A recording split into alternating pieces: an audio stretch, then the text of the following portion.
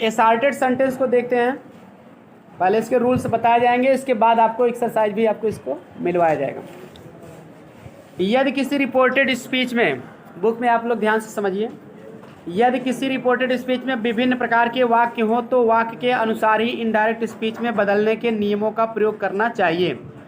पहले वाक्यों के प्रत्येक भाग का अलग अलग इनडायरेक्ट बनाना चाहिए। प्रत्येक प्रकार के वाक्य के पहले उसके अनुकूल, मतलब उसके हिसाब से रिपोर्टिंग वर्ब का प्रयोग करना चाहिए, और अंत में सब वाक्यों को एक साथ मिलाकर लिखना चाहिए। तो इस तरह से मिलाकर भी लिख सकते हो। दो वाक्य हैं उसको, इसका नियम यह भी है कि आप विद्या प्रकाशन की किताब देखेंगे, जो दिया गया है उसमें इसके अलग अलग रूल बताए गए हैं। उसमें क्या दिया गया सुन लीजिए कि दो प्रकार के वाक्य अगर एक जैसे हैं, यानी कि दोनों असर्टिव हों या दोनों इंट्रोगेटिव हों, तो हम उसको केवल एंड लगा के जोड़ देते हैं, ठीक।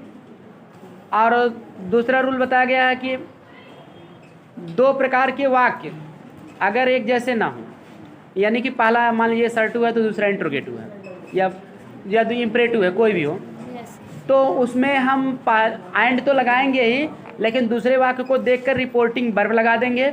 रिपोर्टिंग वर्ब में जैसे told, asked, ordered, advised, requested जैसा भी अर्थ रहेगा, उसके बाद उसी के अनुसार कंजक्शन लगा देंगे।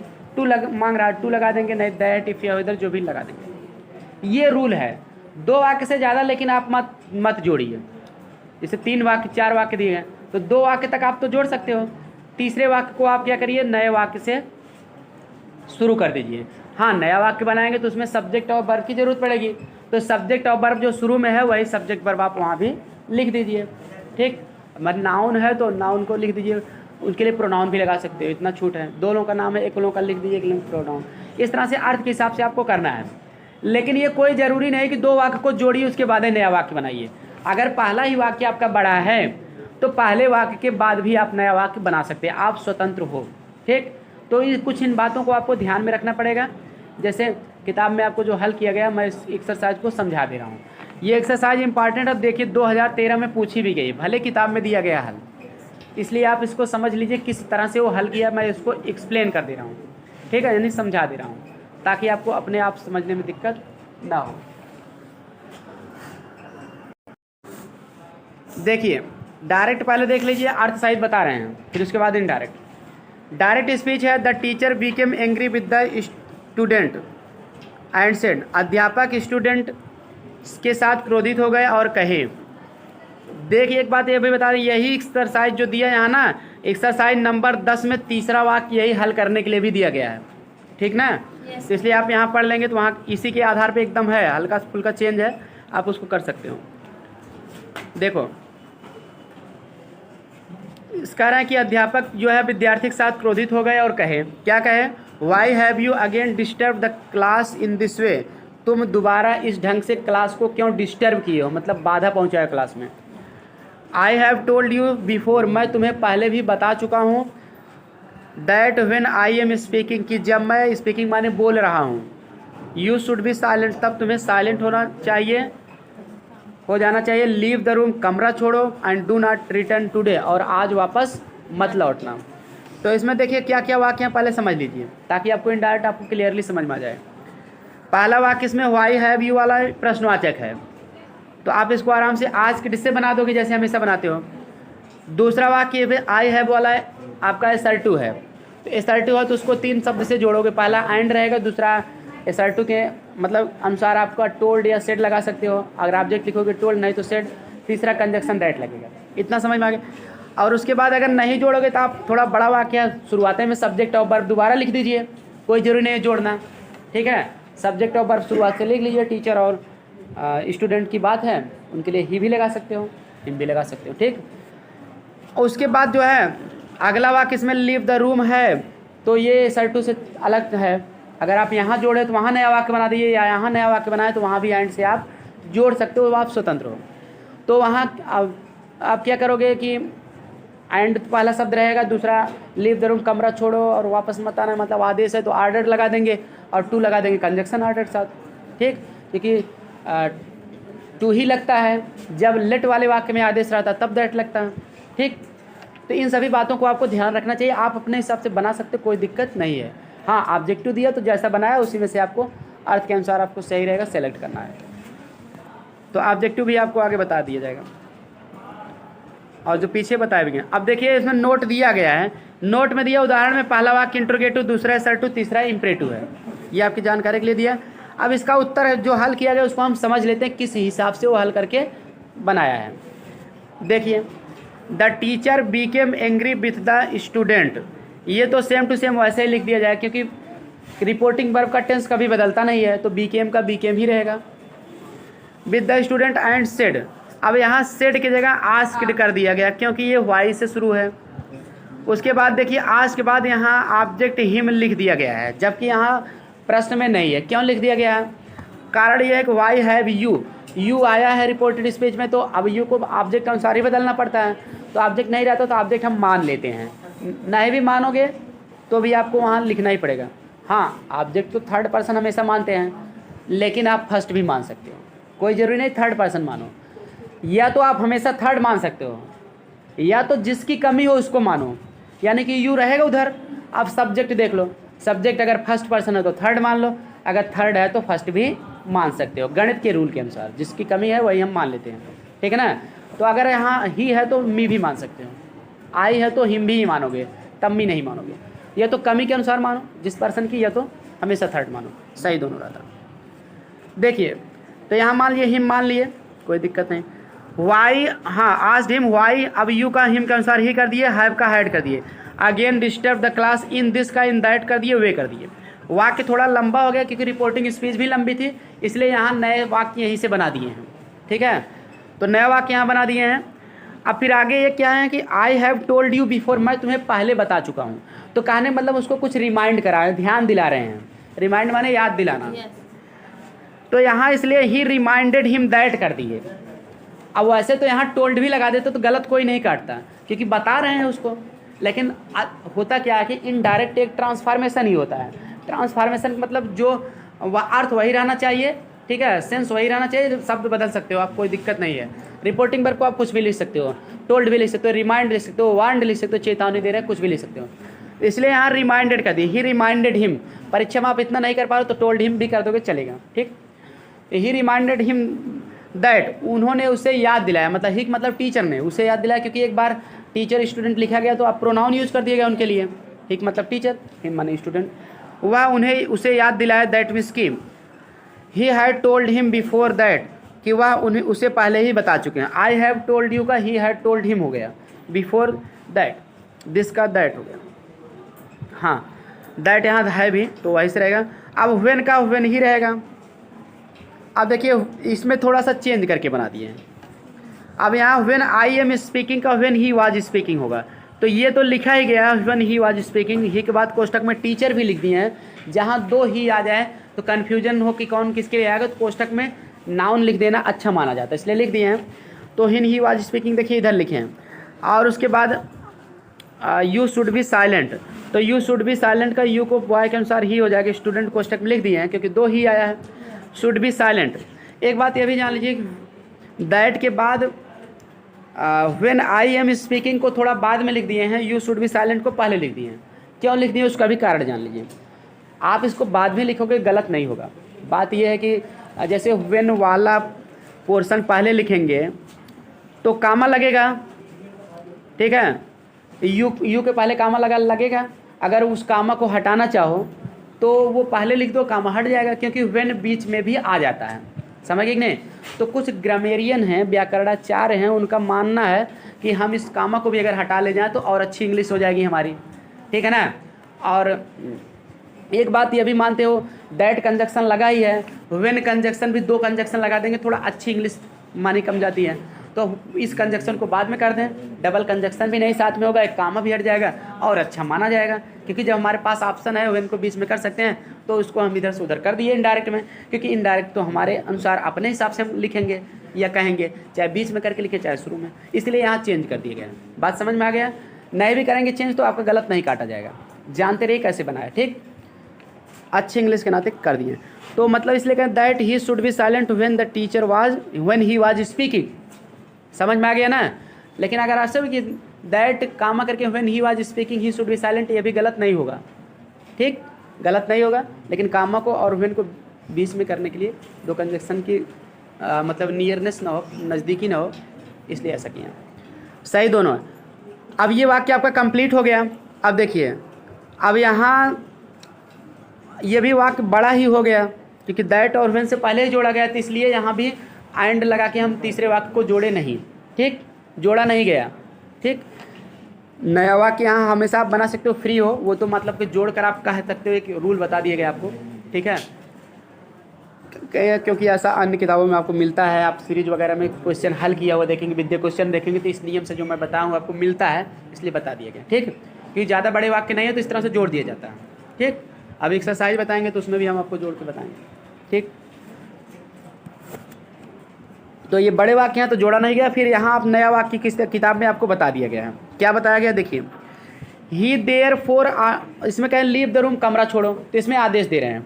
तो अब इसमें अर्थ के हिसाब से आप थोड़ा अधूरे वाक्य रहते हैं तो हम अपने हिसाब से उसको पूरा करके बता दें। वो कह रहे हैं लीव द रूम, तो हम दूसरे से यही कहेंगे वह उसे कमरा छोड़ने का आदेश दिए। यही कहेंगे ना, सब्जेक्ट ऑफ वर्ब फिर लिखें, आप वर्ब ऑब्जेक्ट फिर लिखेंगे, तो ही आर्डर्ड हिम लिखेंगे हम, ही आर्डर्ड हिम, ही सब्जेक्ट, ऑर्डर्ड अपने मन से लिखेंगे, हिम ऑब्जेक्ट। लेकिन हाँ, यहाँ देखिए देयर फोर भी लगा दिए हैं। देयर फोर माने इसीलिए होता है, ही देयर फोर आर्डर्ड हिम, वह इसीलिए उसे आदेश दिए।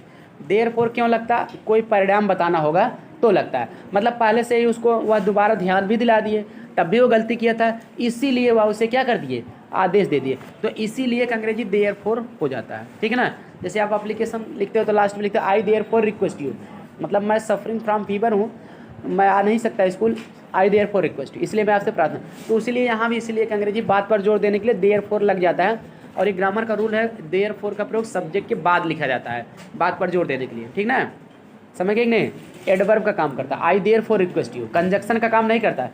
जब कंजक्शन का काम करेगा तब सब्जेक्ट से पहले लगेगा। ठीक ना, तो यह इसलिए यहाँ कह दिया गया ही देयर फोर ऑर्डर्ड हिम, वह इसीलिए उसे क्या कर दिए, आदेश दे दिए उसे, टू लीव द रूम, कमरा छोड़ने के लिए। एक बात ये भी ध्यान देने की, अगर बाई चांस आप परीक्षा में देयर फोर नहीं लिखोगे तब भी आपको कोई गलत नहीं काटेगा, क्योंकि ये आपके ऊपर है।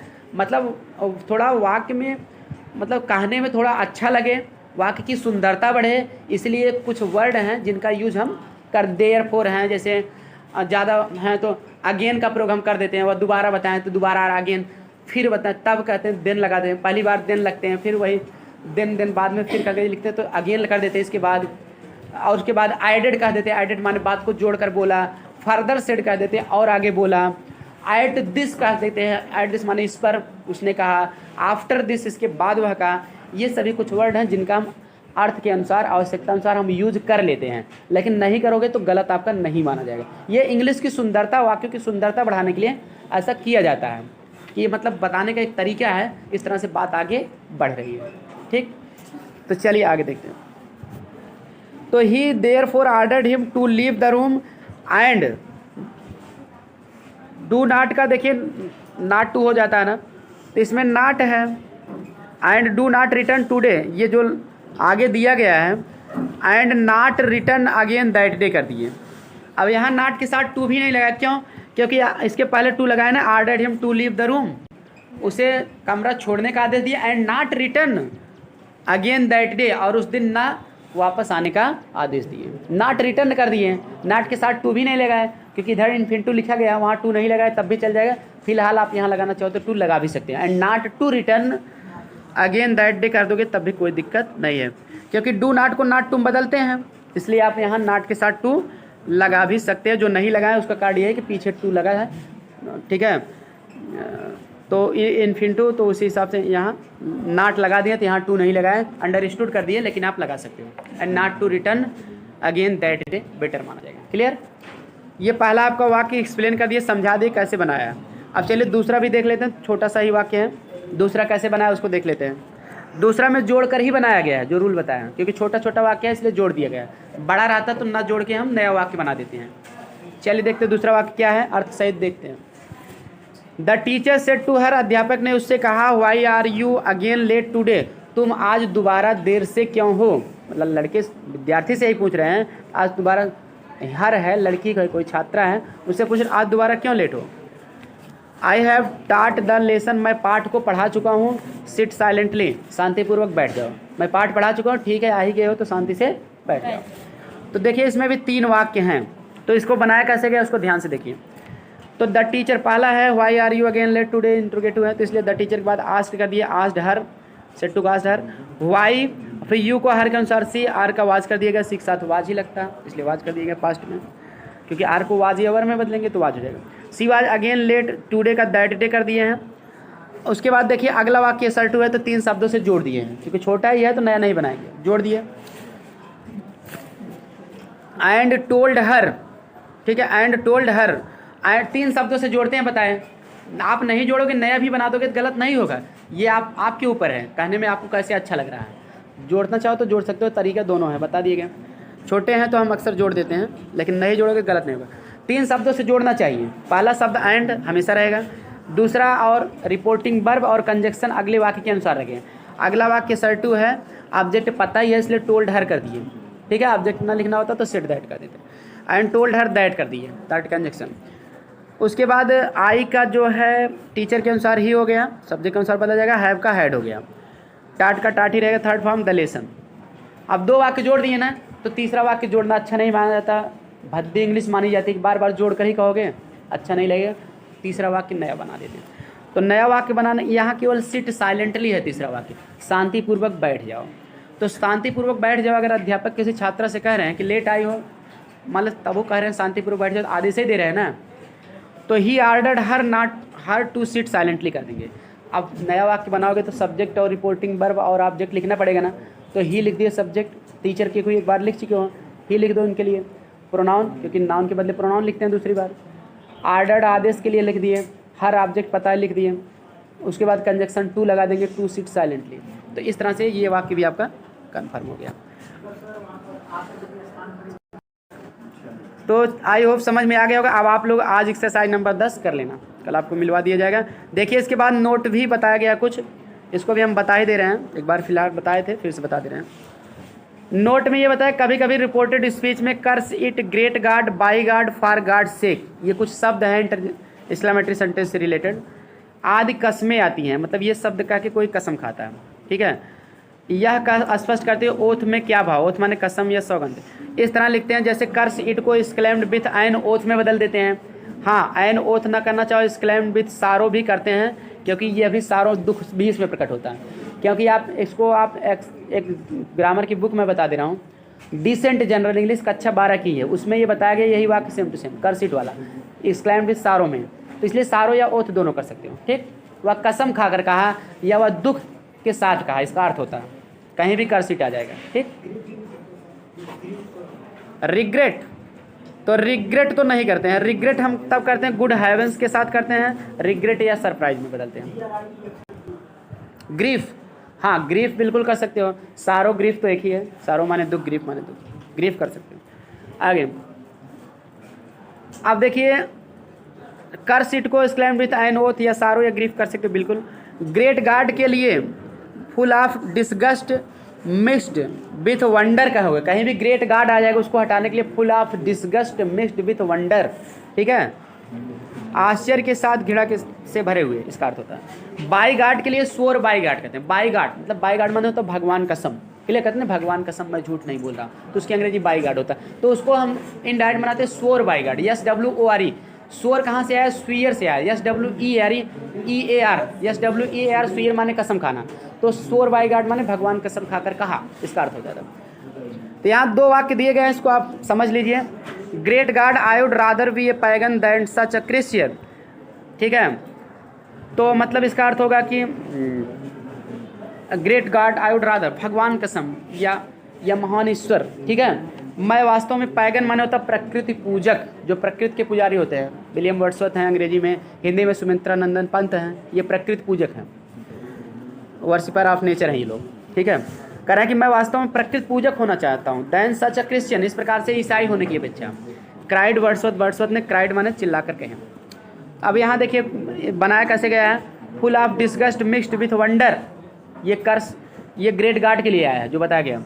वर्ड्सवर्थ लैमेंटेड दैट, वर्ड्सवर्थ ने लैमेंटेड माने बिलाप करना, बिलाप करके कहे, तो सेड एक्सक्लेम भी कर सकते थे लेकिन यहाँ लैमेंटेड कर दिया, और अच्छी इंग्लिश का इनको वर्ड मिल गया लैमेंटेड दैट, क्योंकि इसमें लैमेंट कर रहे हैं, बिलाप कर रहे हैं, तो ये मतलब कवि हैं वर्ड्सवर्थ, वो मतलब ईसाइयों से, ईसाई धर्म के हैं, तो अंग्रेज लोग ईसाई होते हैं, तो वो लोग जो है प्रकृति की तरफ ध्यान नहीं दे रहे, इसलिए वो उनसे नफरत करके कहें कि हम तो प्रकृति पूजक ही होना चाहेंगे। ठीक, तो लैमेंटेड दैट आई का ही हो जाएगा, would rather be a pagan than such a Christian, सब कुछ वैसे लिखते चले गए। लास्ट वाक्य भी देख लेना है। सी सेड, उसने कहा, बाय गॉड माने भगवान कसम, आई नेवर एब्यूज्ड हिम, मैंने उसे कभी गाली नहीं दिया।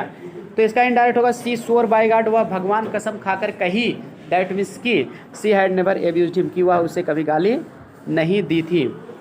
तो इस तरह से आपका ये स्टार्टेड सेंटेंस भी हो गया। आगे आपको डायलॉग भी हम समझा देंगे।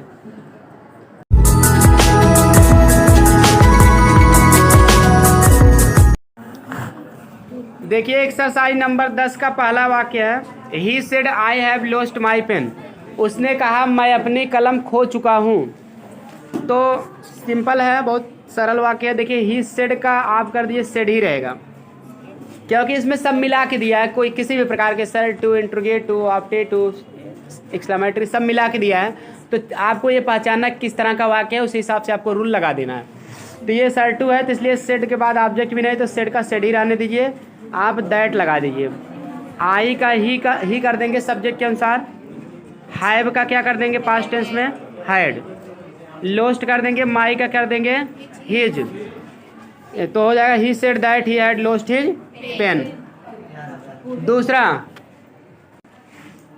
The union leader said, union नेता ने कहा, संघ, यूनियन में संघ के नेता ने कहा, क्या कहा, लेट अस शो द बास, हमें बास को दिखा देना चाहिए, या आओ बास को दिखा दें, दैट वी आर यूनाइटेड, कि हम एक हैं। यूनाइटेड माने एक होना या संगठित होना, कि हम संगठित हैं। ठीक ना, तो इसका लेट के साथ आता है, तो उसी का शॉर्ट फॉर्म लेट्स होता है। लेट्स या लेटस एक ही है। तो इसमें प्रपोज्ड प्रकट हो रहा है या सजेस्टेड, प्रपोज्ड या सजेस्टेड में बदल दो। The union leader proposed that कर दो, दैट के बाद लेट के साथ आस उसमें छिपा है, तो इसलिए यू लीडर के अनुसार दे हो जाएगा। दैट दे, लेट का शुड में बदल दिया, दे शुड। उसके बाद सो द बास दैट दे, दैट के बाद फिर वी का हम यूनियन के अनुसार दे कर देंगे, क्योंकि वी बहुवचन है, बहुवचन बदल कर बहुवचन ही लिखोगे तो थर्ड पर्सन दे होगा। आर का क्या हो जाएगा, वर हो जाएगा। ठीक ना, तीसरा वाक्य है, इसी तरह का वाक्य आपको इधर एक्सरसाइज में हल की जो किया गया था, समझाए थे कल, उसमें आपको बताया गया था। तो फिर से देख लेते हैं, हल्का फुल्का इसमें चेंजिंग है तो बताते चले जा रहे हैं। The angry teacher said to the boy, ये 2001 में आया, तो सेड टू का हो जाएगा टोल्ड, सॉरी टोल्ड नहीं होगा, आस्क्ड होगा, क्योंकि वाई है। आस्क्ड द बॉय, उसके बाद वाई हैव यू, तो वाई के बाद आप पहली बात तो वाई का कंजक्शन वाई ही लगाओ, सेकंड टाइप है क्योंकि यू, उसके बाद सब्जेक्ट है तो उसको आप ऑब्जेक्ट के अनुसार बदलोगे, वाई के अनुसार, वाई ही हो जाएगा, हैव का हेड हो जाएगा। उसके बाद again disturb the class, in this का इन दैट कर देंगे, इन दैट वे, इतना आप कर देंगे वे तक। अब वे के बाद जो है देखिए, फिर हम क्या करते हैं, नया वाक्य बना लेते हैं, क्योंकि थोड़ा सा वाक्य बड़ा है, ना बनाना चाहें तो आप डायरेक्ट हम वैसे भी जोड़ सकते हैं। ठीक, अगर नया वाक्य बनाएंगे तो I have told you before, तो ही रिमाइंडेड हिम दैट करेंगे, जैसे पीछे आपको एग्जाम्पल में दिया गया था। ठीक, तो ही रिमाइंडेड हिम दैट, यहाँ देखिए जो एग्जाम्पल कल का था, यहाँ देखिए दिया गया कि I have told you before, तो इसका इनडायरेक्ट जब यहाँ बनाया था तो ही रिमाइंडेड हिम दैट कर दिए। ठीक है, फिर आई का ही कर दिया, हैव का हैड। उसी स्टाइल में ये 2013 में पूछा गया था, तो ये 2001 में ही पूछा था, उसी स्टाइल में आपको यहाँ तक करना है। He reminded him that he had, I have का हो जाएगा ही हैड। ठीक, अगर आप नया वाक्य ना बनाए थोड़ी देर के लिए, उस नियम को आप भूल गए हो कि वहाँ क्या दिया था, उसी हिसाब से आप यहाँ तब ऐसा भी कर सकते हैं, एंड टोल्ड हिम दैट कर सकते थे, या ठीक है ना, एंड सेड दैट भी कर सकते हो, और कहे कि, ठीक है, या और उसे बताए कि, ऐसे भी कर सकते हो। तो यहाँ टोल्ड एक दिया था, तो इसलिए टोल्ड से बेहतर इंग्लिश बनाने के लिए रिमाइंडेड का प्रयोग कर दिया गया। Clear? He reminded him that कर दिए इसलिए, क्योंकि दो टोल्ड आता तो थोड़ा वाक्य की सुंदरता न बढ़ता पाती, इसलिए रिमाइंडेड हिम कर दिया। या आप डायरेक्ट को एंड रिमाइंडेड हिम दैट ऐसे भी कर सकते थे आप। क्लियर? टोल्ड हिम दैट भी गलत नहीं है, सब सही है, लेकिन एक वाक्य का सुंदरता बढ़ाने के लिए नए वाक्य से शुरू किया गया और उसमें ही रिमाइंडेड हिम दैट कर दिया गया। ठीक, तो इस तरह से आए। हाँ, यहाँ प्रश्नवाचक को ख़त्म करने के लिए फुल स्टॉप लगा दिए, ही रिमाइंडेड हिम दैट कर दिए, फिर आई हैव का ही हैड कर दिए, टोल्ड अब यू का फिर बॉय के अनुसार हिम हो जाएगा, बिफोर दैट फिर यू का ही हो जाएगा, यू शुड का ही शुड हो जाएगा, बी साइलेंट व्हेन आई का व्हेन से फिर आप जोड़ दीजिए, आई का ही हो जाएगा, एम का वाज हो जाएगा। हाँ, इस तरह से इसमें कंजक्शन लगा के बड़े वाक्य दिया ही गया था, तो इसलिए आप नया वाक्य भी बना दिए, ताकि ये भी ध्यान देना है कि ज़्यादा बड़ा वाक्य न होने पर। और उसके बाद देखिए अगला वाक्य, leave the room and do not return again today. ये वाक्य देखिए इम्परेटिव सेंटेंस है, तो अब यहाँ भी देखिए व्हेन से जोड़ ही दिया गया दो वाक्य, तो थोड़ा बड़ा वाक्य हो गया, इसलिए आप इसको नया वाक्य शुरू कर दिए। जब बड़ा वाक्य हो जाए तो नया वाक्य से शुरू कर देना चाहिए, ताकि वाक्य पढ़ने में भी अच्छा लगे, नहीं तो वाक्य मतलब अच्छा नहीं लगता है, भद्दा लगता है। Leave the room and do not return again that day. अब इसमें लीव द रूम देखिए एक वाक्य, एंड डू नॉट एक वाक्य और जोड़ा गया है, अफर्मेटिव नेगेटिव, तो वैसे भी जोड़ा गया, तो आप इसको नया वाक्य बनाएंगे। नया वाक्य बनाएंगे तो सब्जेक्ट मांगेगा, तो सब्जेक्ट आप टीचर के लिए ही लगा दीजिए। उसके बाद लीव माने छोड़ना, इसमें आप देन अपने मन से लगा सकते हो, नहीं भी लगाओगे कोई गलत नहीं होगा। तो ही देन आर्डर्ड हिम, वह तब उसे क्या किए, आदेश दे दिए। ठीक है, दैट नहीं लगाएंगे, सॉरी टू लगाएंगे, क्योंकि आर्डर्ड के साथ टू लगता है, या तो लेट वाला वाक्य रहे तब आर्डर्ड साथ भले दैट लग सकता है। तो ही देन आर्डर्ड हिम, वह तब उसे क्या कर दिए, आदेश दे दिए। क्या आदेश दिए, टू लीव द रूम, कमरा छोड़ने के लिए आदेश दे दिए। एंड डू नॉट का not to return again, today का दैट डे, टुडे का दैट डे। अगला वाक्य देखते हैं। अगला देखिए है चौथा वाक्य जो है, curse it exclaimed the driver who could have foreseen such ill luck but for the accident we should have caught the train easily. इसी तरह का वाक्य जो है कल आपको बताया गया था, जो हल किया गया था एक्सरसाइज में, उसमें बताया गया था स्टार्टेड सेंटेंस के लास्ट में, इसके पहले स्टार्टेड सेंटेंस के। ठीक, लेकिन जो है स्टार्टेड सेंटेंस के पहले क्या जो एक्सरसाइज बताया जा रहा है इसी के आगे है, इसी के आगे देखिए नीचे दिया है कर्सिट वाला नियम बताया गया था, तो इस तरह का एग्जाम्पल भी था। चलिए इसको देखते हैं हम। Curse it exclaimed the driver who could have foreseen such ill luck but for the accident we should have caught the train easily. देखिए, curse it exclaimed the driver who could have foreseen such ill luck, तो इसका indirect आप लिखेंगे, जो लोग लिखे हैं मिला लेंगे। पहले आप सब्जेक्ट लिखेंगे द ड्राइवर, उसके बाद लिखेंगे एक्सक्लेम्ड, EXCLAIMED, जो लिखा सीधी से रोज लिख दें। एक्सक्लेम्ड विथ सारो, देखिए कर्सिट के लिए विथ एंड ओथ भी बताए थे, विथ सारो दोनों लिख सकते हो, कोई दिक्कत नहीं है। ठीक है, एक्सक्लेम्ड विथ सारो या एक्सक्लेम्ड विथ एंड ओथ दोनों लिख सकते हो। दैट कर देंगे। अब उसके बाद हम कल रूल आपको बताए थे, कर्सिट के लिए विथ सारो या विथ एंड ओथ लगाएंगे, उसके बाद हु जो आएगा कर्सिट के साथ उसके जगह हम नन लिखेंगे। नन या नो वन भी लिख सकते हो, दोनों का मतलब एक ही, कोई नहीं क्योंकि could have foreseen such ill luck. ठीक है, तो ये क्योंकि इसमें कसम खा गई ना, कौन सहेगा ऐसे दुर्भाग्य को, इल लक माने होता दुर्भाग्य। Who can could have foreseen such ill luck, कौन ऐसे दुर्भाग्य की भविष्यवाणी कर सकता है। फोर माने आगे, सीन माने देखना, आगे देखकर कुछ कह देना, नहीं भविष्यवाणी करना, प्रेडिक्ट करना। ठीक ना, कौन ऐसे दुर्भाग्य की भविष्यवाणी कर सकता है या पूर्व अनुमान लगा सकता है, ऐसे भी कर सकते हो। ठीक ना, और उसके बाद जो है जो भी है नन के बाद कुड से आप जोड़ दीजिए इल लक के बाद। यहाँ अगला वाक्य, but for the accident we should have caught the train easily, ये वाक्य आपका एसर्टिव है। इसका अर्थ होगा बट फॉर द एक्सीडेंट माना होता है दुर्घटना के बिना, बट फॉर एक फ्रेज है, इसका मतलब होता है विदाउट, बिना। ठीक है, ये प्रीपोजिशन है, एक्सीडेंट नाउन है, नाउन से पहले आया, इतना ध्यान देना, कंजक्शन नहीं है। तो एंड सेड दैट, लग के बाद आप 3 शब्दों से जोड़ देंगे sir to sent. And said that, और कहा कि, ड्राइवर ने कसम खाकर कहा कि कोई नहीं ऐसे भविष्यवाणी, दुर्भाग्य की भविष्यवाणी कर सकता है या पूर्वानुमान लगा सकता है, या दुख के साथ कहा कि ऐसे भविष्य दुर्भाग्य का पूर्वानुमान कोई नहीं लगा सकता। एंड सेड दैट, और यह भी कहा कि बट फॉर द एक्सीडेंट, माने दुर्घटना के बिना, वी का दे हो जाएगा, they should have caught the train easily, उन्हें ट्रेन को जो है आसानी से पकड़ लेना चाहिए था। ठीक, अब अगला देखते हैं,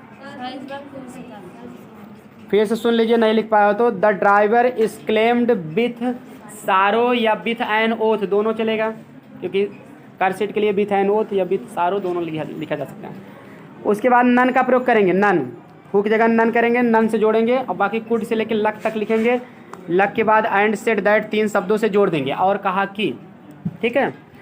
एंड सेड दैट के बाद जो है बट से जो है, बट फॉर द एक्सीडेंट से लेके पूरा सब कुछ लिखते चले जाएंगे आगे, क्योंकि ये क्लेम्ड था ना, वो assertive है, इसलिए एंड सेड दैट से जोड़ेंगे। ये एक्सक्लेमेटरी था, वो assertive है, एंड सेड दैट से जोड़ देंगे। Naughty boy said the mother, you have been fighting again but I did not start it, the said the boy protestingly, he hit me first. तो इसमें आप क्या कहेंगे, शरारती लड़के कह के माँ संबोधित कर रही हैं, तो इसमें आप कर दीजिए the mother told the naughty boy कर दीजिए, क्योंकि ऑब्जेक्ट नहीं दिया तो ऑब्जेक्ट उसको बना सकते हो, या अगर इस तरीके से बना सकते हो या एड्रेसिंग से बनाओगे तो ऑब्जेक्ट मानना पड़ेगा, दोनों तरीके से बना सकते हैं आप इसको। The mother told the naughty boy, माँ ने शरारती लड़के से कहा, ऐसे कह दो, या addressing him as naughty boy comma the mother told him, ऐसे भी कर सकते हो, दोनों सही है। उसके बाद दैट लगा देंगे, ठीक है। यू का हो जाएगा, दे हो जाएगा, क्योंकि नहीं सॉरी ही होगा, क्योंकि बॉय के अनुसार यू जो है किससे माँ कही है, तो किससे कही है, लड़के से कही है ना, तो सुनने वाला ऑब्जेक्ट होता है। Mother told the boy, told the boy, लड़के से कही, यू हैव बीन फाइटिंग, तुम दोबारा लड़े हो, तुम का मतलब क्या, लड़का लड़ रहा है, तो लड़के के लिए ही लगेगा, ऑब्जेक्ट के अनुसार बदला जाता है ना, तो ही हो जाएगा। हैव का हैड हो जाएगा, हैड बीन फाइटिंग अगेन। उसके बाद जो है फुल स्टॉप कर देंगे, but I did not start it, the boy said protestingly, अलग वाक्य, तो आप द बॉय प्रोटेस्टिंगली सेड कह दीजिए। द बॉय पहले यहाँ से लिखेंगे, द बॉय प्रोटेस्टिंगली सेड को बाद में कर देंगे, क्योंकि सब्जेक्ट वाला पोर्शन पहले लिखा जाता है ना, सेड वाला बाद में। प्रोटेस्टिंगली सेड माने विरोध करते हुए कहा, सेड कह सकते हो, सेड दैट, या टोल्ड हर दैट भी कर सकते हो, माँ के लिए हर भी मान सकते हो आप, ठीक ना, टोल्ड हर दैट या सेड दैट ही कर दो। Said that but I did not start it, but की यहाँ कोई ज़रूरत नहीं, क्योंकि एक दैट कंजक्शन लगा दिए हो, तो आप ही कर दीजिए। ही डिड का हैड हो जाएगा, ही हैड नॉट स्टार्ट का स्टार्टेड इट हो जाएगा, विरोध करते हुए कहा कि वह इसे नहीं शुरू किया था। दैट के बाद ही हैड, बट लिखने की कोई ज़रूरत नहीं है, अभी आगे आपको डायलॉग पढ़ाया जाएगा तो उसमें भी आपको मिलेगा। अगर बट लिखना चाहोगे तो एक वाक्य और भी लिखना पड़ेगा कि जब माँ ने उससे पूछा कि उसने ऐसा क्यों किया, तब उसने कहा विरोध करते हुए कि वह ऐसा नहीं किया था, तो उतना बड़ा ना करके आप डायरेक्टली आप यहाँ लिखिए। प्रोटेस्टिंगली माने विरोध करते हुए कहा, तो मतलब क्या, बात का विरोध करने के लिए बट भी कंजक्शन लगता है, ठीक है, दैट लगा दियो तो बट की जरूरत नहीं। Protestingly said that he had not started it, he hit me first. उसके बाद जो है एक बात और उसने कहा है, ही हिट मी फर्स्ट। आगे आप इसको नया वाक्य बना सकते हो या एंड से भी जोड़ सकते हो, ठीक है, एंड सेड दैट कह सकते हो, एंड सेड दैट, और कहा कि ही हिट हिम फर्स्ट, मतलब he had hit him first, यहाँ हैड लगा देंगे तो थर्ड फॉर्म हिट का हिट भी होता है, हिटेड भी होता है, मी का हो जाएगा him, he had hitted him first. मान लीजिए कोई और उसका भाई है या कोई भी दोस्त है जो मतलब लड़ा है, तो कहा कि मतलब मैं नहीं, पहले उसने मुझे मारा था। छठवां देख लेते हैं, the wolf said you have become very talkative. तो ये वाक्य आपको, हाँ, भेड़िए ने कहा तुम बहुत टॉक्टिव हो गए हो, बातूनी हो गए हो, बी साइलेंट, शांत हो जाओ, otherwise I will eat you, नहीं तो मैं तुम्हें खा जाऊंगा। तो देखिए ध्यान दीजिए इसमें, सेड का आप टोल्ड कर देंगे क्योंकि यू है तो आप हिम मान लीजिए, टोल्ड हिम दैट लगा दीजिए, यू का ही कर देंगे, हिम का अनुसार हैव का हैड कर देंगे, ही हैड बिकम वेरी टाकटिव हो जाएगा। उसके बाद ये वाक्य का अगला वाला जो है इम्परेटिव है, आप इसको जोड़ दीजिए, एंड आर्डर्ड कर दीजिए, एंड आर्डर्ड हिम, और उसे आदेश दिया, भेड़िया जो है आदेश दिया है, ठीक है। एक लैम था, मेमना था, उसी को मतलब आदेश दिया था, फिलहाल वो कहानी थी, अब इसमें जान लीजिए हिम मान लीजिए, उस एंड आर्डर्ड हिम, उसके बाद टू कंजक्शन लगा दीजिए आर्डर के साथ है, उसके बाद बी से आप जोड़ दीजिए, बी में बी छोटे से कर दीजिए, to be silent, otherwise, otherwise बाद फिर आई का ही कर दीजिए, बिल का उड कर देंगे, ईट यू, यू का हिम कर देंगे, अदरवाइज ही उड ईट हिम। उसके बाद देखिए सातवां, he said to them all, वह उन सभी से कहा गुड बाय माई फ्रेंड्स, मेरे सभी दोस्तों, गुड बाय माने अलविदा, जाने का नमस्कार। तो इसमें क्या है कि गुड बाय आने पर हम करते हैं सेड को बेड में, सेड टू को बी ए डी ई में कर दी, ही बेड, देम ऑल मत करिए क्योंकि देम फ्रेंड्स के लिए लगा, हम इनडायरेक्ट लिखेंगे तो अपने हिसाब से, ही बेड के बाद आप ऐसे कर दिए, देम की जगह लिख दीजिए, ऐसे लिखिए his all friends, his all friends, वह अपने सभी दोस्तों को कहा, क्या कहा, गुड बाय, ऐसे इसका करेक्ट आंसर होगा, he bade his all friends goodbye, या ऐसे भी कह सकते हो he bade goodbye to his all friends, his all friends बाद में लिखोगे टू लगेगा, इनडायरेक्ट ऑब्जेक्ट है, समझ गए कि नहीं। बेड माने कहा, बस क्या कहा, गुड बाय कहा, किसे कहा, टू हिज ऑल फ्रेंड्स, अपने सभी दोस्तों को, इस तरह से भी कह सकते हो, या कहा किसे कहा, अपने सभी दोस्तों को क्या कहा, good bye, good bye last में करेंगे, टू नहीं लगेगा, नहीं तो लगेगा। बात समझ में आ गया। चलिए इसके बाद आपको कल जो है डायलॉग जो है आपको पढ़ा दिया जाएगा, फिर इसकी एक्सरसाइज भी बता दी जाएगी।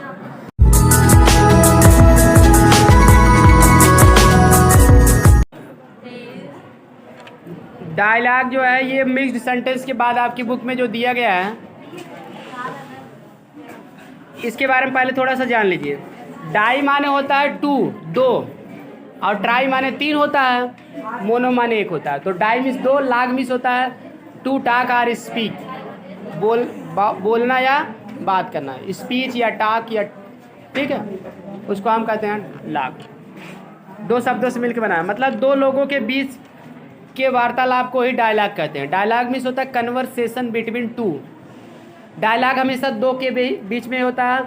आप जैसे रामायण में, महाभारत में सुने होंगे कि मतलब कि अंगद रावण संवाद, परशुराम लक्ष्मण संवाद, कैकेयी दशरथ संवाद, ये सब होता है ना, तो दो के बीच में ही आप हमेशा सुनते हैं, ठीक। तो इसमें होता क्या है, देखिए ध्यान से, किताब में दिया गया है, इसके 2-3 पॉइंट दिए, उसको आप ध्यान से पढ़ लीजिए, हम समझा दे रहे हैं उससे रिलेटेड बातें।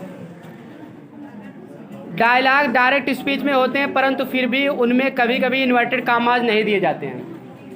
अतः देख लेना चाहिए कि वार्तालाप किस किस में हो रहा है तथा उनमें क्या क्या संबंध है। देखिए, जब दो लोगों के बीच में वार्तालाप होता है तो कभी कभी उसमें इन्वर्टेड कामा नहीं दिया रहता। अक्सर तो भाई डायरेक्ट स्पीच में इन्वर्टेड कामा दिया रहता है, सेट दिया रहता है, लेकिन कभी कभी डायलॉग जो होता है उसमें दिया भी रहता है, नहीं भी दिया रह सकता है। तो इस तरह के दो वाक्य आपको दिए गए हैं, दोनों में आपको अलग अलग मिलेगा, तो उसको हम क्लियर करेंगे तब कैसे करना चाहिए, क्या करना चाहिए, उसकी टेक्निक जान लो, कॉन्सेप्ट जान लो, बस अपने आप कर ले जाओगे। तो साधारणतया जो पात्र बोलता है वह रिपोर्टिंग वर्ब का कर्ता होता है और जिससे बात की जाती है वह ऑब्जेक्ट होता है। इस दो लोगों के बीच में वार्तालाप, जो बोलने वाला होता है वह सब्जेक्ट होता है, सुनने वाला ऑब्जेक्ट होता है। कभी कभी रिपोर्टिंग वर्ब नहीं दिया जाता है, ऐसी दशा में भाव के अनुसार reporting verb told, asked, requested, advised, ordered आदि का प्रयोग करना चाहिए।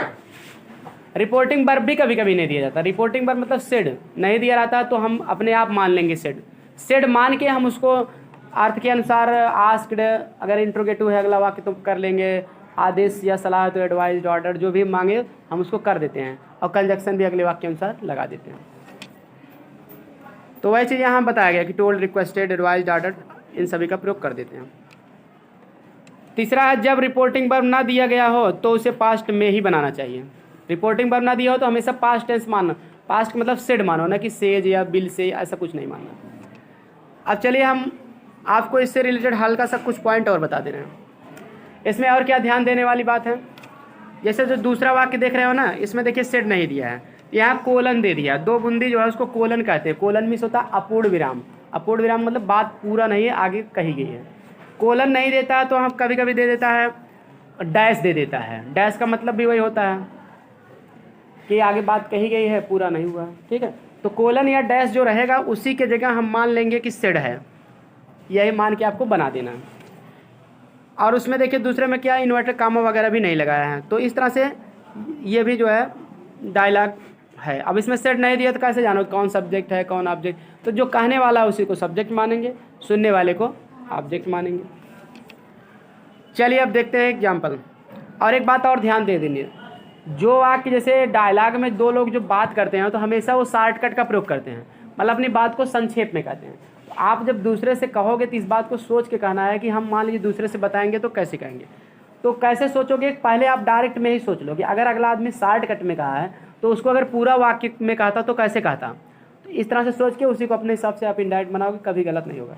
चलिए देखते हैं एग्जाम्पल को, जो हल किया उसको समझने का प्रयास करते हैं कि किस तरह से वो हल किया है, क्योंकि ये समझ में आ गया तो इसी तरह का कोई भी एग्जाम्पल आएगा तो आप कर ले जाओगे। और ये पहला वाक्य मोस्ट इंपॉर्टेंट है, कई बार एग्जाम में आया है। इसी तरह का केवल नाम भले बदल देगा, राम की जगह मोहन कर देगा, ठीक है, इस तरह से थोड़ा सा चेंजिंग कर देगा, हरी की जगह सोहन कर देगा, इतना कुछ कर सकता है, इससे ज़्यादा कुछ नहीं रहेगा। पूरा टेक्निक यही, इसलिए आप पहले एग्जाम्पल को आप ज़रूर तैयार कर लीजिएगा। देखते हैं, ध्यान से समझिए इसको कैसे किया है। पहले डायरेक्ट समझ लिए, राम सेड टू हरी, राम ने हरी से कहा will you go to school today, क्या तुम आज स्कूल जाओगे।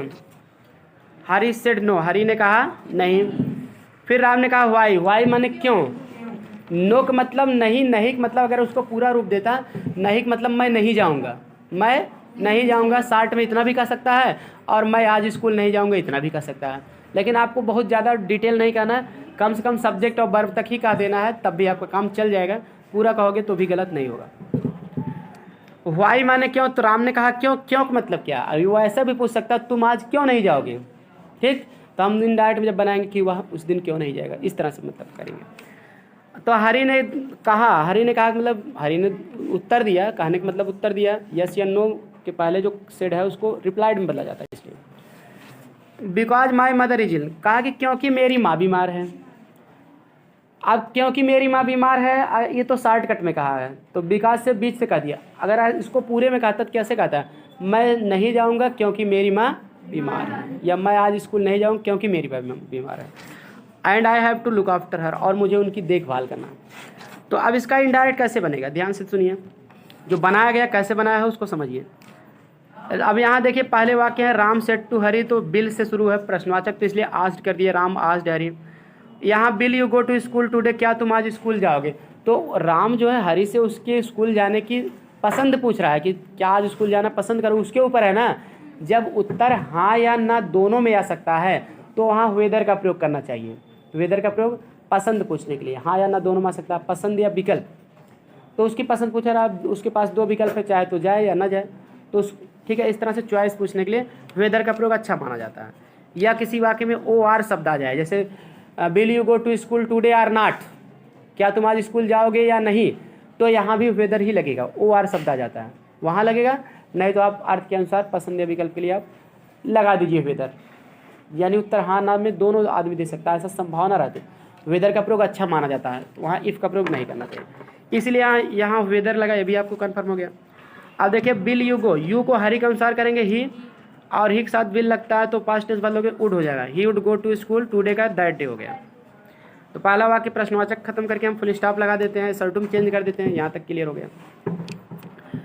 अब देखिए हरी सेड नो, हरी ने कहा नहीं, तो अब यहाँ कहा नहीं तो उत्तर दे रहा ना, वो पूछा था तो उत्तर देने के लिए सेड को हम रिप्लाइड में बदल देते हैं, तो रिप्लाइड में बदल दिए। कहीं कहीं आपको सेड भी मिल जाता है तो गलत वो भी नहीं है, लेकिन रिप्लाइड का प्रयोग अच्छा माना जाता है यस या नो के आने पर, ठीक। तो आप रिप्लाइड के हरी ने उत्तर दिया कि नो मतलब मैं नहीं जाऊँगा, तो इसलिए उसका फुल रूप आप लिख दिए that he would not go, ठीक है ना। No means I will not go, तो इसलिए ही वुड नॉट गो हो गया। कहाँ से आया पता चल गया। आप इसको नहीं तो ऐसे भी कहते हैं Hari replied in the negative, ऐसा भी होता है, ठीक है। या Hari replied that he would not go, ऐसा भी तो बताया गया पीछे आपको कि सब्जेक्ट ऑफ वर्ब को दोबारा लिखते हैं इंट्रोगेटिव सेंटेंस के बाद। ये भी रूल आपको बताया गया है कि अगर यस या नो आए तो पिछले वाक्य से सब्जेक्ट ऑफ वर्ब को दोबारा लिख देते हैं या फिर रिप्लाइड इन द निगेटिव का प्रयोग करते हैं, और यस के लिए रिप्लाइड इन द अफर्मेटिव। तो यहाँ सब्जेक्ट ऑफ वर्ब को दोबारा लिखते हैं उस नियम से बनाया गया है, ठीक। तो दूसरी लाइन तक आई होप समझ में आ गया होगा। तीसरा देखते हैं। राम सेड, राम ने कहा वाई, वाई मीन्स क्यों, क्यों मतलब तुम क्यों नहीं जाओगे, तो इसलिए इसका होगा राम आस्क्ड हिम, राम ने उससे पूछा, क्योंकि अब यहाँ ऑब्जेक्ट तो क्लियर है, हरी से ही पूछ रहे हैं तो इसलिए ऑब्जेक्ट हिम हम लिख सकते हैं, ठीक ना। तो राम आस्क्ड हिम वाई, क्योंकि वाई मतलब why will you not go, मान लीजिए डायरेक्ट में ऐसे होता तुम क्यों नहीं जाओगे, तो वाई ही वुड नॉट गो, इस तरह से सब्जेक्ट और वर्ब दोबारा लिख दिया गया। अब देखिए आगे है हरी सेड, हरी उत्तर दे रहा है, तो हरी रिप्लाइड कर दिए दैट, हरी ने उत्तर दिया कि। अब रिप्लाइड साथ यहाँ हिम नहीं लिखे हैं तो भी गलत नहीं है, लेकिन लगा सकते हो भी आप, कोई दिक्कत नहीं है। आप जब तो पता ही है, रिप्लाइड हिम कर दो या रिप्लाइड दैट भी कर दो, कोई दिक्कत नहीं है। हरी ने उत्तर दिया कि हिज मदर वाज इल। अब यहाँ देखिए बिकाज काट दिया गया, क्योंकि दैट एक कंजक्शन लग गया है तो दो कंजक्शन लिखना अच्छा नहीं माना जाएगा, क्योंकि शॉर्टकट में हम दूसरे से ऐसे ही बताएंगे। हम दूसरे से कैसे बताएंगे वो भी तो डिपेंड करता है ना, कैसे कहेंगे, जैसा हम कहेंगे वही अंग्रेजी लिखेंगे। हाँ एक तरीके से और कर सकते हैं, बिकाज लगाना चाहो तो लगा सकते हो, अभी मैं उसको भी बता दे रहा हूँ, ठीक है। सही दोनों तरीके रहेंगे, जो किताब में दिया पहले उस तरीके को मैं बता दूँ क्यों दिया है।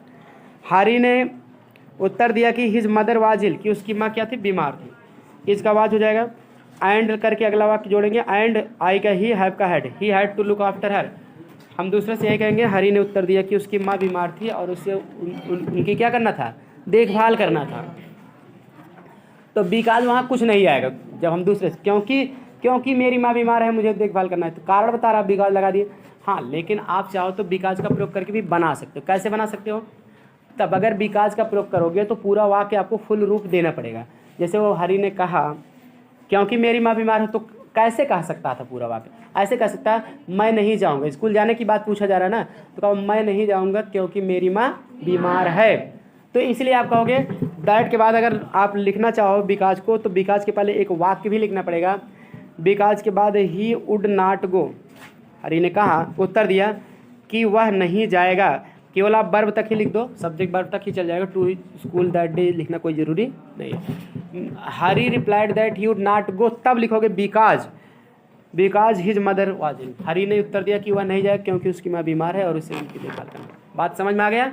इस तरह से बिकाज को आप शामिल भी कर सकते हो, नहीं भी कर सकते हो। शामिल करोगे तो सब्जेक्ट ऑफ वर्ब को पिछले वाक्य से फिर से लिखना पड़ेगा, नहीं तो आप हटा दो। इतने से ज़्यादा कठिन तरीके से आपको नहीं पूछेगा, बिकाज लगा के पूछे, अगर बिकाज नहीं रहेगा ठीक है तो आप बिल्कुल डायरेक्टली कर सकते हो, ठीक। तो चलिए दूसरा वाक्य भी हम देख लेते हैं किस तरीके से दूसरा किया गया है। बिना सेड वाला वाक्य और बिना इन्वर्टेड कामा वाला, ये शुद्ध रूप से डायलॉग है, ठीक है। वो भी डायलॉग ही है लेकिन यस या नो आंसर टाइप में है, मिक्स्ड सेंटेंस में भी वो आ जाता है, ये प्योरली एकदम डायलॉग है, ठीक। तो इसको भी देख लेते हैं। प्रिंसिपल कह रहे हैं कि मान लीजिए कोई स्कूल के प्रिंसिपल हैं और एक हैं महेश हैं, मान लीजिए वो स्कूल के चपरासी हैं, तो दोनों लोग की बात है, यही इसमें है। देखो प्रिंसिपल कह रहे हैं व्हाट आर यू डूइंग, तुम क्या कर रहे हो, तो महेश जो चपरासी वो कह रहा है I am ringing the bell, मैं घंटी बजा रहा हूँ। फिर प्रिंसिपल कह रहे हैं I have you cleaned all the desk, क्या तुम सभी डेस्क साफ़ कर दिए हो। महेश ने कहा यस सर, हाँ जी श्रीमान, ठीक है ना। तो अब यहाँ क्या है, इसका उत्तर देखिए कैसे बनाया है उसको समझिए। प्रिंसिपल के बाद जो है यहाँ महेश सुनने वाले हैं, तो महेश ऑब्जेक्ट होंगे। महेश हाँ पहले वाक्य में पूछ रहे हैं ना what are you doing, Mahesh से ही पूछ रहे हैं, तो इसलिए आस्क्ड कर दिएगा। Principal asked Mahesh what he was doing, what are you doing का व्हाट ही वाज डूइंग हो गया इनडायरेक्ट। उसके बाद महेश रिप्लाइड दैट, महेश ने उत्तर दिया, सेड को रिप्लाइड में कर देंगे क्योंकि उत्तर ही दे रहा है ना, वाक्य पढ़ने से लग रहा है। तो Mahesh replied that I am ringing the bell का मतलब he was ringing the bell हो जाएगा। उसके बाद फिर principal then asked him, principal ने तब उससे पूछा। हम बताए थे ना अर्थ के अनुसार देन का भी प्रयोग हम कर सकते हैं। अगर नहीं करोगे देन तो गलत नहीं होगा, लेकिन ये कुछ कनेक्टिव वर्ड हैं। देन है, पहली बार देन कर दो, फिर अगेन कह दो, इसके बाद फिर आप फर्दर सेड कर सकते हो। एडेड माने आगे बोला, ये भी कर सकते हो। एट दिस, इस पर उसने कहा, इस पर उसने कहा या बोला पूछा, एट दिस लगा सकते हो। आफ्टर दिस कह सकते हो, इसके बाद उसने उसको बताया पूछा, कुछ भी इस तरह से कुछ वर्ड हैं। Then, again, further, added, at this, after this, ये सभी का प्रयोग हम अर्थ के अनुसार कर देते हैं, लेकिन जिससे वाक्य की सुंदरता बढ़े। बाकी और कोई कारण नहीं करने का। किताबों में आप नहीं करोगे तो गलत भी नहीं होगा। पहले वाक्य में तो कहीं नहीं किया गया देन और अगेन, इसमें कर दिया गया है, ठीक है। तो इसलिए आप इसमें आराम से कर सकते हो। ये डायलॉग है शुद्ध रूप से, इसलिए अर्थ के अनुसार आप कर सकते हो, बाकी गलत नहीं होगा। तो देखिए, principal then asked him, principal ने तब उससे पूछा, फिर पूछा। एक बार पूछे थे फिर पूछे है ना, देन माने तब या फिर। If he had cleaned all the desk, have you clean का इफ़ ही हैड क्लीन्ड हो जाएगा ऑल द डेस्क, या कि क्या वो सभी डेस्क को साफ कर दिया। महेश अगेन रिप्लाइड रिस्पेक्टफुल्ली, महेश ने दोबारा सम्मानपूर्वक उत्तर दिया। तो यहाँ अगेन का प्रयोग अपनी तरफ से कर दिए हैं, देन के बाद वो भी अगेन कर रहा है दोबारा, एक बार दिया था जवाब। तो अगर नहीं करते आप अगेन तो गलत भी नहीं होता, ठीक है। रिस्पेक्टफुल्ली क्या है, क्यों आया है, तो सर के लिए आया है। सर के लिए रिस्पेक्टफुल्ली कहाँ आता है, या तो रिपोर्टिंग वर्ब के पहले आता है, या तो रिपोर्टिंग वर्ब के ऑब्जेक्ट के बाद, ऑब्जेक्ट नहीं तो वर्ब के बाद भी लिख सकते हैं। तो महेश अगेन रिप्लाइड रिस्पेक्टफुल्ली दैट, अगर ऐसे लिखते तो रिस्पेक्टफुल्ली पहले कहते रिस्पेक्टफुल्ली रिप्लाइड अगेन, तब भी सही था, ठीक है ना। That he had, he yes का मतलब हाँ, हाँ का मतलब मैं कर चुका हूँ, तो इसके पहले सब्जेक्ट आपको लिखना है ना, यस इन द अफर्मेटिव अगर नहीं लिखे हो तो सब्जेक्ट और वर्ब लिखना है। सब्जेक्ट आई हैड क्लीन्ड होगा, वो आई हैव क्लीन, आई का ही कर दिया, हैड कर दिया गया। हाँ, लेकिन हैड के साथ आप चाहो तो क्लीन्ड भी लगा सकते हो, कोई ज़रूरी लेकिन नहीं। कुछ किताबों में आपको केवल सहायक क्रिया तक ही लिख देता है, कुछ में मेन वर्ब भी दे देता है। फिलहाल मेन वर्ब तक लिख देना अच्छा माना जाता है, यहाँ तक भी लिखोगे तो गलत नहीं है, ठीक। तो आई होप समझ में आ गया होगा। अब आगे आपको जो है आगे इसके बताया जाएगा एक्सरसाइज और अगला चैप्टर। फिर बोर्ड परीक्षा में कुछ एक्सरसाइजेज भी आए हैं, आप लोग उसको भी कर लीजिएगा, ठीक है। जो नहीं आएगा उसको भी बता दिया जाएगा।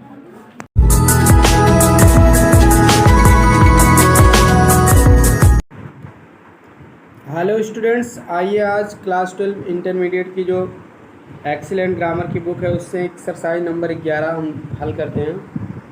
ये जो एक्सरसाइज डायलॉग पर आधारित है, बेस्ड ऑन डायलॉग्स पर आधारित है। डायलॉग में क्या होता है कि दो लोगों की वार्तालाप होती है, बड़े बड़े वाक्य होते हैं, टॉकिंग रहती है, शॉर्टकट में कहा जाता है उसको। हम अपने हिसाब से वाक्य को पूरा भी रूप बना के लिख सकते हैं, नहीं तो सब्जेक्ट और वर्ब को जरूर लिखते हैं।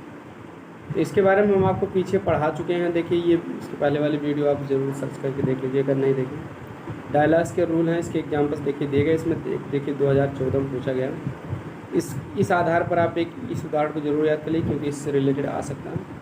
बाकी देखिए इसमें प्रिंसिपल और मैथ्स ये भी है, इसमें सेट नहीं दिया तो डैश या कॉलम को सेट मान लेते हैं, बना लेते हैं, पास्ट टेंस में ही बनाते हैं। और इन्वर्टेड कामा वगैरह देखिए नहीं भी दिया रहता है, दिया भी रह सकता है, पहले में दिया दूसरे में दिया। तो इसी तरह से यहाँ भी एक्सरसाइज नंबर 11 में 8 एक्सरसाइज है, जिसमें पहला वाला थोड़ा सा बड़ा है, काफ़ी लंबी बात है, दूसरे में थोड़ा सा कम है, तीसरे में कम है, चौथे में कम है और कम, पाँचवें में कम है। छठवां वाला देखिए उसी आधार पे जो उसमें पीछे हल किया गया, सातवां वाला भी उसी आधार पे, आठवां वाला भी उसी आधार पे। ये छठवां, सातवां, आठवां मोस्ट इम्पॉर्टेंट होंगे विशेष रूप से, बाकी तो हम पूरा देख ले रहे हैं। तो फटाफट हम इसका आंसर बताते चला जा रहा हूँ, थोड़ा सा समझाते हुए आप ध्यान से सुनिए। अर्थ सहित मैं बता दे रहा हूँ ताकि आपको समझ में आ जाए। हरीश और राम की टॉकिंग है, हरीश राम से कह रहा है, तो हम यहाँ कॉलन जो है इसको सेट मान लेंगे, तो हरीश सेट टू राम मान लेंगे आराम से। तो वेयर आर यू गोइंग है इसलिए आस्क्ड राम हो जाएगा, हरीश आस्क्ड राम हो जाएगा, Harish asked Ram. Where are you going का वेयर ही वाज गोइंग हो जाएगा, ठीक है, वेयर ही वाज गोइंग। उसके बाद फुल स्टॉप आप लगा देंगे यहाँ। नया वाक्य राम उत्तर दे रहा था इसलिए राम रिप्लाइड कर देंगे, राम रिप्लाइड दैट। रिप्लाइड के बाद हिम भी कर सकते हो हरीश के लिए क्योंकि नाउन एक बार लिखा गया, राम रिप्लाइड हिम दैट या राम रिप्लाइड दैट भी कर सकता है, कोई दिक्कत। अब देखिए टू द प्ले ग्राउंड कह रहा है कि तुम कहाँ जा रहे हो, तो कहा प्ले ग्राउंड को जा रहा हूँ, कहने मतलब मैं प्ले ग्राउंड को जा रहा हूँ। Ram replied that he was going, देखिए where are you going to subject over पीछे वाले वक्त से लीजिए। Ram replied that he was going to the playground, इस तरह से हो जाएगा। हरीश, ठीक है, तो राम रिप्लाइड दैट या Ram replied him that he was going to playground, ये हो गया। उसके बाद हरीश देखिए एक बार पूछो फिर पूछ रहा है, इसलिए हम अपने अनुसार देन का भी प्रयोग कर सकते हैं, नहीं भी करोगे तो कोई समस्या नहीं है। जैसे देन है, अगेन है, फर्दर है, ऐट दिस, आफ्टर दिस, इन सभी का प्रयोग अर्थ के अनुसार अगर हिंदी में कह रहे हो फिर कह रहे हो तो देन लगा दो, दोबारा अगेन लगा दो, इस पर ऐट दिस लगा दो, इसके बाद आफ्टर दिस लगा दो। इसीलिए देयरफॉर ये सब कनेक्टिव वर्ड है, आप लगा सकते हो, नहीं भी लगाओगे गलत नहीं होगा। तो Harish then asked him, Hari ने फिर उससे पूछा, देन मैं तब ये आस्क्ड राम प्ले हिम लगा दो, कोई दिक्कत नहीं है। व्हाट गेम, हाँ विल यू प्ले देयर का हो गया, व्हाट गेम, ठीक है आपका कंजक्शन हो जाएगा। ही वुड, विल यू का ही वुड हो जाएगा, प्ले देयर का देर ही रहेगा, स्टॉप हो जाएगा। उसके बाद राम ऐसे कहते हैं रिप्लाइड हिम अगेन, राम ने उसे दोबारा उत्तर दिया, एक बार उत्तर दिया तो फिर से दे रहा है द, तो हाँ कौन सा खेल लाइक पे खेलेगा, तो Ram replied him again that he would play hockey, कि वह हॉकी खेलेगा, तो सब्जेक्ट ही वुड प्ले पीछे वाले वाक्य से ले लेंगे हॉकी। अब यहाँ आगे पूछ भी रहा है एंड आस्क्ड हिम कर दीजिए, तीन वाक्य से जोड़ दिए, एंड आस्क्ड हिम और उससे पूछा है इफ़ लगा दिए फर्स्ट टाइम, इफ़ यू का हिम का सारी हो जाएगी, इफ़ ही डू नॉट का डिडेंट है, if he didn't like that this game का दैट गेम हो जाएगा। उसके बाद हरीश, ठीक है, हरीश उत्तर दे रहा है, तो ठीक है हरीश, हरीश मतलब है इसमें इस पर उत्तर दे रहा है। एट दिस आप अपने मन से लगा सकते हैं, एट दिस हरीश, ठीक है, रिप्लाइड दैट, ठीक है, he did not like, no मतलब मैं नहीं पसंद करता तो हो जाएगा ही डिड नॉट लाइक, ठीक है। और या फिर आप ऐसे भी सब्जेक्ट पर दोबारा रिप्लाइड इन द निगेटिव भी कर सकते हैं, Harish replied in the negative, तब उसके बाद एंड सेट दैट से हम जोड़ेंगे, एंड सेट दैट और कहा, नकारात्मक उत्तर दिया और कहा फिर, ठीक है, इस तरह से आप कर सकते हो।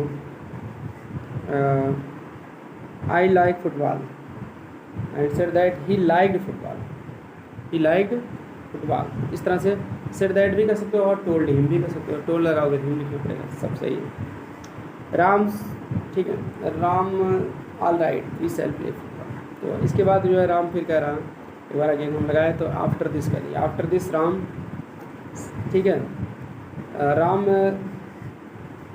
टोल्ड हिम दैट करिए, ठीक है, टोल्ड हिम दैट, इसके बाद राम ने उसे बताया कि ऑल राइट मतलब it was all right, subject verb it is मान लो, क्योंकि भाई दैट के बाद सब्जेक्ट वर्ब की जरूरत होती है तो इट इज मान लेते हैं हम, इट वाज जाएगा राम, ठीक है, आफ्टर दिस, इसके बाद Ram told him that it was all right, ये सब कुछ ठीक है, ठीक है, ऑल राइट मतलब सब ठीक है, मतलब इट इज ऑल राइट, तो इट वाज ऑल राइट, ठीक है। उसके बाद एंड से जोड़ दिए अगला वाक्य, ये शर्ती है, एंड वी का दे हो जाएगा, क्योंकि राम और हरीश दोनों को मिला के वी वो कहा है तो दे हो जाएगा हम कहेंगे। दे विल का उड हो जाए, सेल का उड हो जाए, क्योंकि दिख साथ दे के साथ बिल लगता है, दे वुड प्ले फुटबॉल हो जाएगा। Harish please wait for 5 minutes, आगे इसलिए जो है, ठीक है, हरी क्या करो उससे प्रार्थना भी कर रहा है कि 5 मिनट वेट करें, तो आप कह सकते हो Harish therefore requested him, please not requested Harish therefore requested, Harish ने इसीलिए उससे प्रार्थना किया टू वेट, ठीक है, रिक्वेस्टेड लगा देंगे तो प्लीज़ हट जाएगा, to wait for the 5 minutes, इस तरह से हम कर सकते हैं।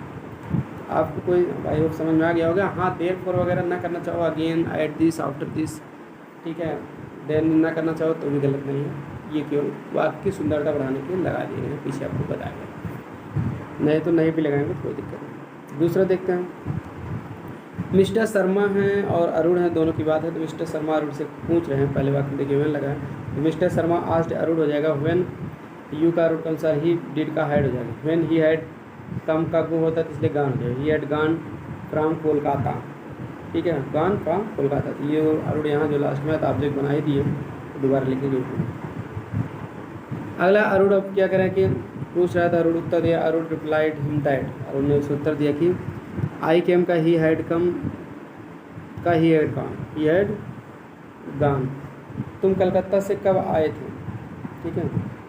तो अब देखिए इसमें कंडीशन के अनुसार अगर पास आने के सेंस में अगर कम का प्रयोग होता है तो हमको को में बदलना कोई ज़रूरी नहीं होता, इसलिए आप यहाँ नहीं भी बदलोगे तो कोई दिक्कत नहीं, तुम कल करेंगे। मिस्टर शर्मा से पूछे कि तुम कलकत्ता से कब आए, तो हम दूसरे से कि मिस्टर शर्मा ने अरुण से पूछा था कि वह कलकत्ता से कब आया था। ठीक है, अब दूसरे जगह से आप कहोगे तो कह भी सकते हो कलकत्ता से कब गया था, ठीक है ना। तो लेकिन कम का प्रयोग यहाँ बेटर माना गया, बेटर लग रहा है, क्योंकि पास आने के लिए कम को गो में बदलना कोई जरूरी नहीं, तो कम ही रहना चाहिए। Mister Sharma asked Arun when he had come from Calcutta. Arun replied him that he had come the previous night.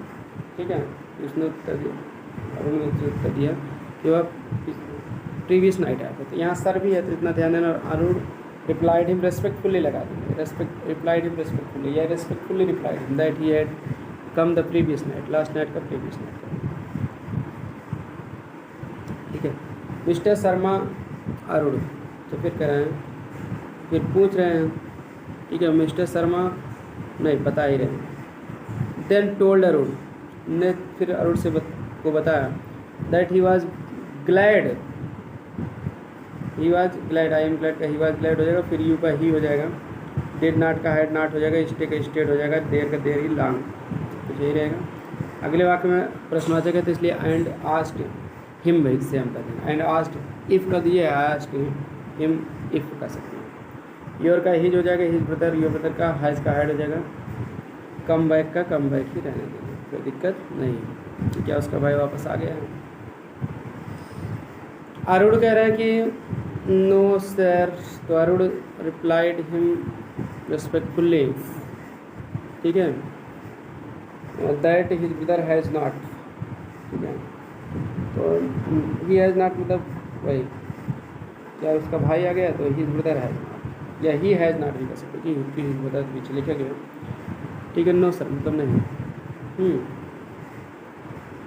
अब आप यहाँ नो के लिए आप चाहें तो, ठीक है, अरुण रिप्लाइड हिम रिस्पेक्टफुल्ली, ठीक है, इन द नेगेटिव भी कह सकते हो, या डायरेक्ट भी कह सकते हो दैट ही हैज़ नॉट। ठीक है, ही इज़ नॉट वेल, आगे लिखे एंड, ठीक है, and he was not well, ऐसे बिकॉज एंड से इसको जोड़ दिए, वही वाक्य है है।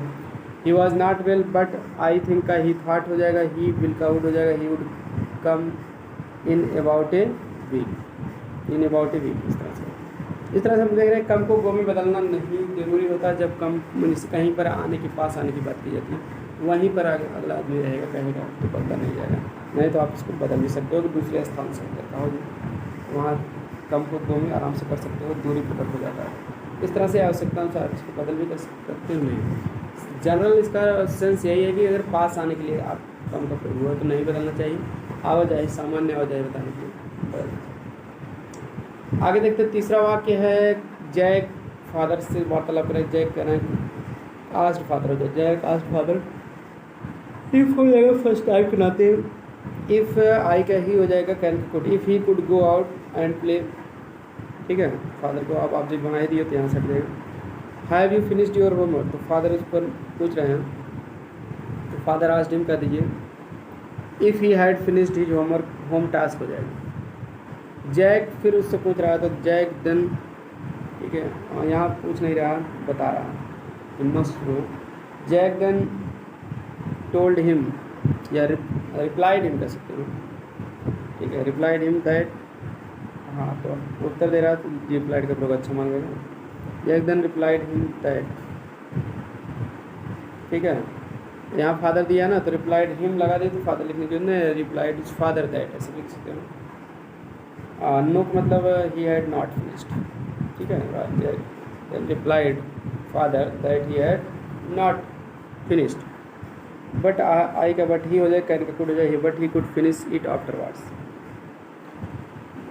फिर फादर जो है मतलब कह रहे कि बल्कि वैसे बाद में, पूरा तो नहीं किया है लेकिन बाद में पूरा कर लेगा। फादर, ठीक है, no my son you must do your work first, ठीक है, you can play afterwards, duty first जाए, ठीक है, no my son you must do. तो फादर सेड, ठीक है, या फादर, हाँ, टोल्ड हिम अगेन, ठीक है, दैट ने उसे दोबारा बताया गया, ठीक है, no my son. No his son, ठीक है, नो माई का नो हिज सन हो जाएगा। ही मस्ट, ठीक है। आप ऐसे भी कह सकते हो कि आप इसमें टोल्ड का प्रयोग ना करके आप ऐसे कह सकते हो माई सन कहते उसको संबोधित किए हैं, तो ज़्यादा बेटर ये होगा। A father addressed him as his son, ठीक है ना, ठीक। मतलब उसे अपने पुत्र के रूप में एड्रेस में संबोधित किए। और ऐसे भी कह सकते हो, देखिए आप इसको एड्रेस से भी बना सकते हो। Father addressed his boy, my boy का हिज बॉय कर दीजिए हिज बॉय, ठीक है। अपने पुत्र को क्या किए, एड्रेस मैंने संबोधित किए, ठीक है। एंड सेड दैट, और कहे कि, आप इससे भी बना सकते हो और इसको आप एडवाइज्ड से भी बना सकते हो, कोई दिक्कत नहीं है। फादर एड्रेस्ड हिज बॉय, पुत्र को संबोधित किए, एंड एडवाइज्ड हिम, और उसे सलाह भी दी, ठीक है। ऐसे भी कर सकते हो, या फिर आप इसको और सिंपली कर सकते हो एड्रेसिंग जैक हिज बॉय, ठीक है।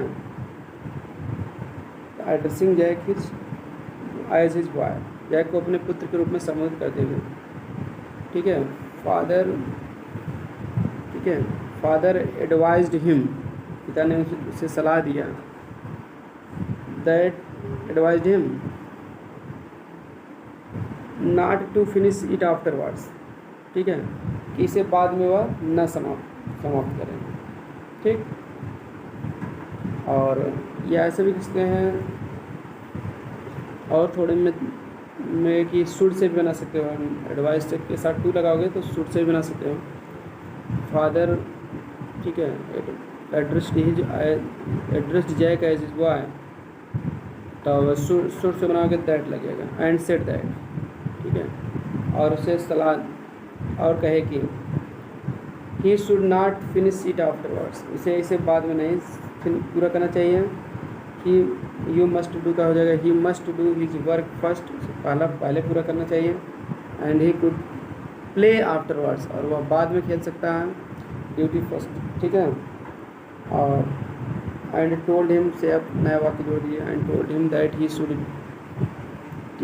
डू हिज ड्यूटी फर्स्ट, और उसे बताया कि, ठीक है, उसे कर्तव्य को अपने पहले करना चाहिए। इस तरह से आप इसको अर्थ के अनुसार कर सकते हैं।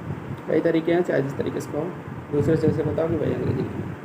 चौथा है रमेश और प्रदीप की बात है। रमेश प्रदीप से पूछ रहा है, रमेश आस्ट प्रदीप हो जाएगा where are you going, Pradeep तो मतलब, तो Ramesh asked Pradeep where he was going हो जाएगा। प्रदीप को आप बना ही लिए।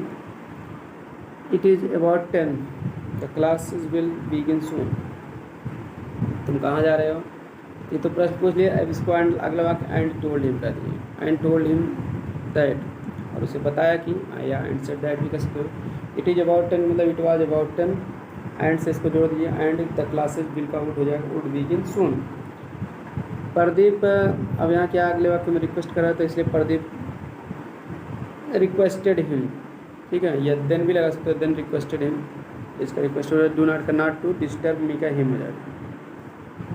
उसके बाद and I have an urgent case, तो अब यह अगला वाक्य आपका सर्ट एंड टोल्ड हिम कह सकते हो, एंड टोल्ड हिम या एंड सेड दैट भी कह सकते हो।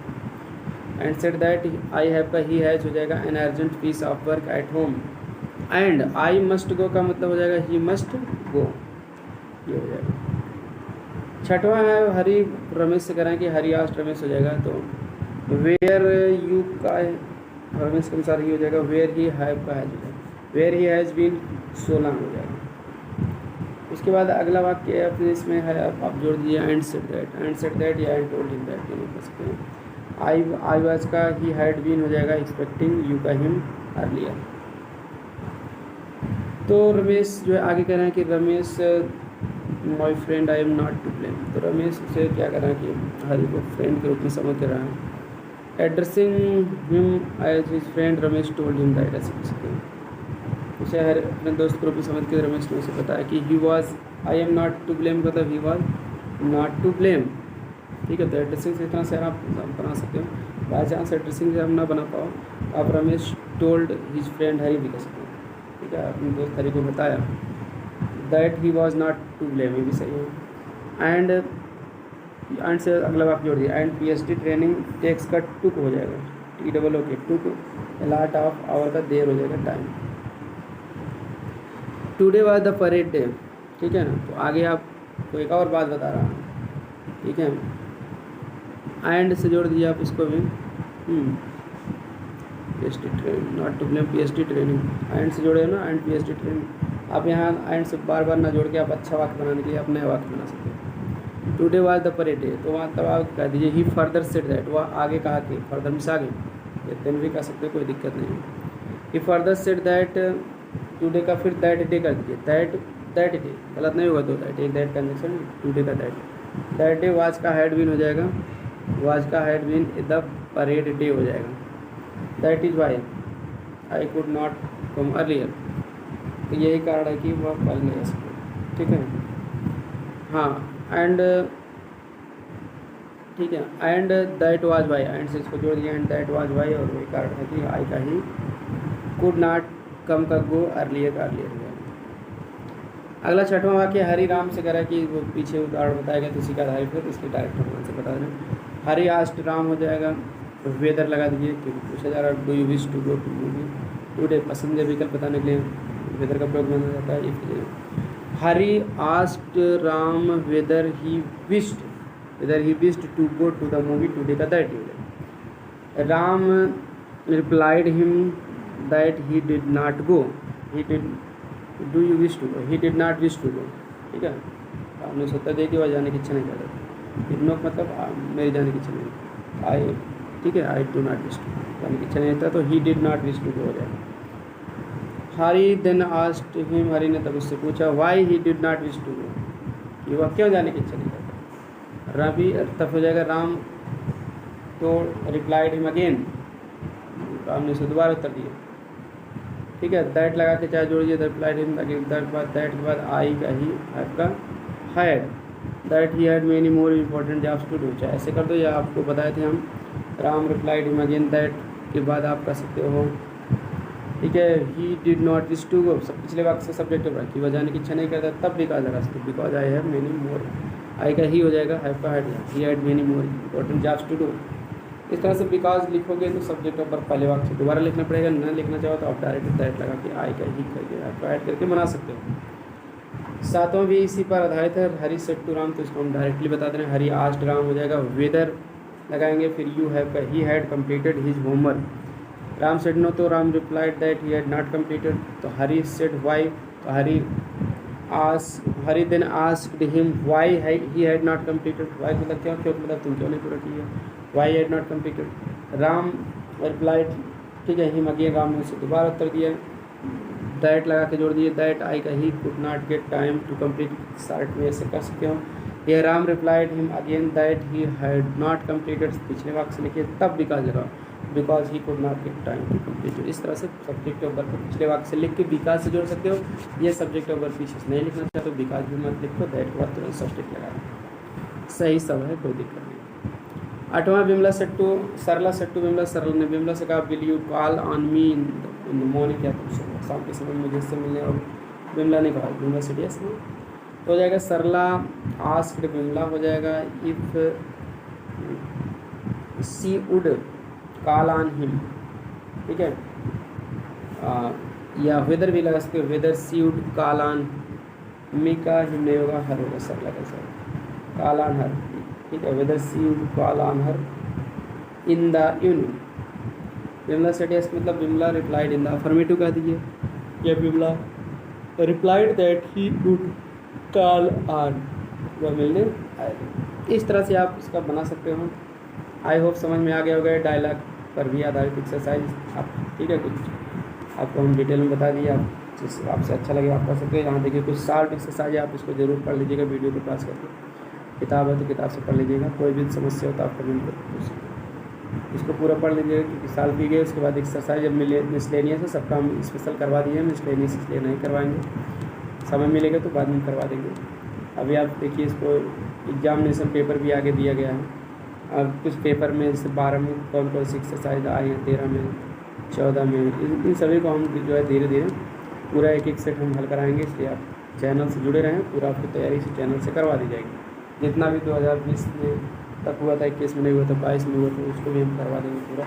पेपर भी किताब में पीछे दिया गया, नई किताब में, तो उस किताब से मैं पूरा पेपर भी सॉल्व करा दूँगा। बाकी तो पेपर हम 2 3 4 सेट हम सॉल्व ही किए हैं। जिस दिन पेपर हुआ था उसी दिन इसको हम फिर से पूरा एक तरफ से सॉल्व कराएंगे, फिर परीक्षा वाले आंसर भी हल कराएंगे। इसलिए चैनल से जुड़े रहें आप लोग, पूरी तैयारी हम करवा दी जाएगी और वो भी एकदम फ्री ऑफ कास्ट।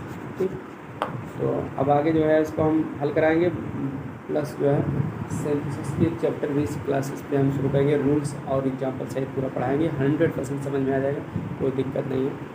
तो इसलिए आप जो है जुड़े रहें, सीखते रहें, अपने दोस्तों को शेयर करते रहें। मिलते हैं नेक्स्ट वीडियो में। Thanks for watching.